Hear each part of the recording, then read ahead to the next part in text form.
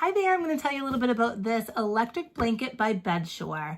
Now, when picking out something like this, I really think about the safety mechanisms behind something that I plug into the wall and use while I'm sleeping.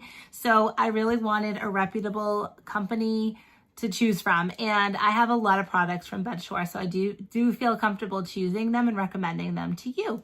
So I have used this blanket for quite a bit now. I love it. I actually have the throw size blanket. When I originally went to choose what size, I thought, is this going to be big enough for what I want to do with it? I'm not sure, but actually it's the perfect size.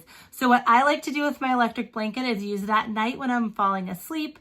I like that there's a timer on this. You can choose between 1, 2, 4, 6, 8, and 10 hours, I believe. And that is perfect for me. I sometimes use it for 1 or 2 hours, sometimes 4.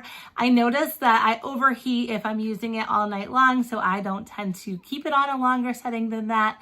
But I do love, especially in the fall, before you turn the heat on, if it's a cold climate where you live, or in the spring when you decide, I don't really want to use the heat anymore in my house, but I'm freezing at night, like me, and then I'm fighting with my husband, like, can we just turn the heat on for a little while? And he's like, come on.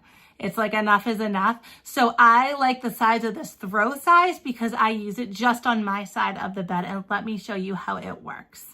So here I have the blanket on just my side of the bed. I have preheated this with the controller. This is plugged into the wall behind my bed, and it puts the controller right where my hands are in the bed. And I love that because I can tuck it into the side of my bed and always have easy reach for turning it off. If I get really overheated in the middle of the night, I can wake up and just push the off button and turn it off. I love that it's really, really soft and plush. It is super plush and warm on the inside. Now I wash this, and it does say that you can tumble dry this for like 10 minutes, I think the directions say. I have broken electric blankets by putting them in the dryer before. They just stopped working after that. So I have decided just to air dry this, and I thought, is it really going to be soft if I don't put it in the dryer for a little bit? But I can tell you it really, really is. It's really soft. Now, I enjoy that it's not a super thick blanket because I think that I would overheat if it was too thick, and I love that it's soft on both sides. So like a velour finish on the top and like a fake lambskin on the inside. I love the color of this. It's gray. I have a lot of neutrals and grays in my house, so it works well. Here's your controller, so it's really easy to function with this. There's a preheat button. It's nice. I turn this on. I go put my pajamas on, brush my teeth, wait a couple of minutes, and my bed is toasty warm when I get in. It then has an on-off button, and then it has a temperature switch here, so it can go from 1, 2, 3, 4, 5, or 6, depending on how high you'd like it, and the time button here, so you can pick between 1 hour, 2 hours, 4 hours, 6 hours, 8 hours, or 10 hours. And so that's all right here in an easy switch here. Now, when you're ready to disconnect this and wash it, there's an easy clip right here. It just comes right out. So you pull this apart so that this is totally disconnected and ready to go into your washing machine.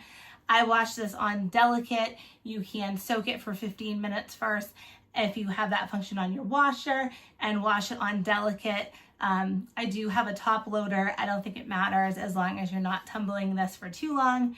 And I like that the connections that are inside here are pretty easy to just hook this right back up, and I don't fear as much. I've seen other electric blankets where there's a lot exposed on the outside. It kind of worries me if you're going to wash it that way. So this, just a couple of easy spikes, connect it back, and then throw it back on you. Now, when you use this, you want to make sure it's not crumbled up.